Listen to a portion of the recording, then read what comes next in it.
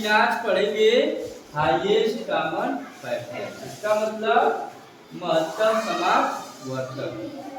उसमें क्या होता था कि वह छोटी से छोटी संख्या थी, इसकी परिभाषा क्या होगी?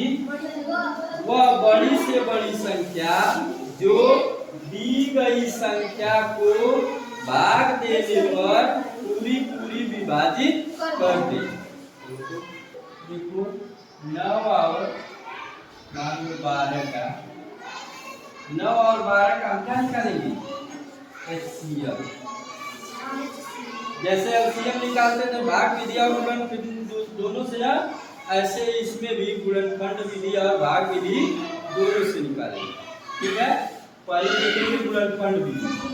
तो इसी तरह से 9 का गुणनखंड कर लेंगे, क्या होगा? इस तरह से काट लेंगे,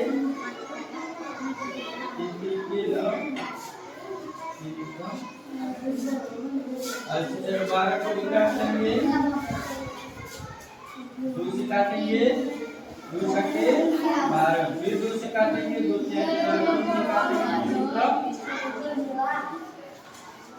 इसी तरह इसका लिखेंगे 9 का और 12। 9 का गुणनखंड की क्या क्या है? 3 गुणे 3 गुणे 3। और 12 का करेंगे क्या है? 2 गुणे 2 गुणे 3 गुणे। अब इसका HCF निकालेंगे। तो क्या है कि जो दोनों में मिलेगा केवल उसी को लिखना है, और उसमें जो दोनों में मिलेगा उसको भी लिखना था, और जो नहीं मिलेगा उसको भी लिखना। इसमें केवल वही लिखना है जो दोनों में मिलेगा। अगर यहाँ 3 अंक रहेगा तो तीनों में देखा जाएगा, 4 रहेगा तो चारों में से लिया जाएगा।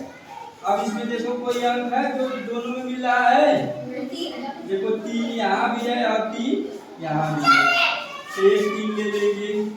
अब मुझे 1 यहाँ भी है और 1 भी ले लेंगे,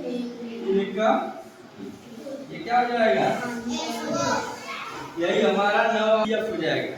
अब हम चेक करेंगे कि हमारा सही है कि नहीं। तो परिभाषा हमने क्या बताया कि वह बड़ी से बड़ी संख्या जिससे भाग देने पर यह दोनों संख्याएं क्या हो, पूरी तरह से विभाजित हो जाए या कट जाए। तो देखो अब 3 से इसको काटेंगे तो 3 3 क्या हो जाएगा? 9। अब 3 से इसको काटेंगे तो 3 4 को 12। और भी अगर कोई संख्या मान लो इसको होती 9 होता चाहे कुछ और आता, तो यह इन दोनों से नहीं कटता, तो इसलिए गलत हो जाता है। ठीक क्या है?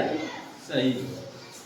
जब भी निकालना है HCF चेक कर लेना हमारा HCF सही है कि नहीं। ये तो हो गया गुणनखंड विधि।